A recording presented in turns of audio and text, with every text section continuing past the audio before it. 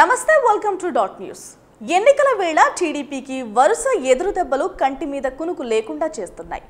ఇప్పటికే జనసేన బీజేపీతో జట్టు కట్టి తిరుగుబాట్లను ఎదుర్కొంటున్న చంద్రబాబుకు తాజాగా మరో గట్టి దెబ్బ తగిలింది. టీడీపీలో సీనియర్ నేత, ఆ పార్టీకి 40 సంవత్సరాల నుంచి నమ్మిన బంటుగా ఉన్న యనమల కృష్ణుడు వైసీపీలో చేరుతున్నట్లు ప్రకటించి టీడీపీలో కాకరేపాడు. ఊహించని ఈ పరిణామంతో కంగుతిన్న టీడీపీ నేతలు ఎన్నికల ముందు ఈ తలనొప్పులు ఏంట్రా బాబు అంటూ వాపోతున్నారు.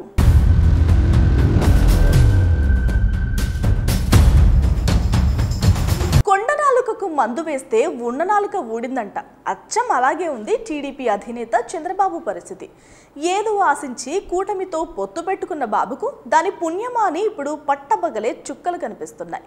అటు బీజేపీ నుంచి ప్రచారంలో ఏమాత్రం సహకారం లభించకపోగా సీట్లను త్యాగం చేసిన నేతలు ఇప్పుడు మెల్లగా పార్టీ నుంచి జారుకుంటున్నారు.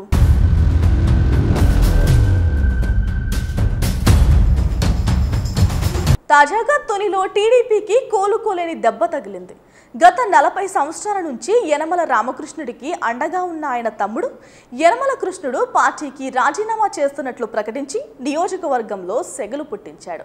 రామకృష్ణుడు 6 సార్లు ఎమ్మెల్యేగా గెలవడం వెనుక కృష్ణుడు కృషి అపారం.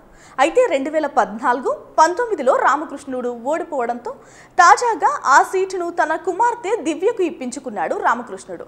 దీనిపై పూర్తి అసంతృప్తితో ఉన్న కృష్ణుడు తాజాగా ఆ పార్టీకి ఝలకిస్తూ రాజీనామా చేశాడు.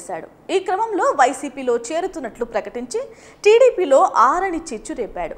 ఇప్పటికే ఉండి, పిఠాపురం తదితర చోట్ల చావు తప్పి కన్ను సొట్టపడ్డట్లు అయిన బాబుకు తాజాగా జరిగిన ఘటన మరో భారీ ఎత్తున ఎదురు దెబ్బ అని ఆ పార్టీ నేతలే అంటున్నారు. Please subscribe dot news.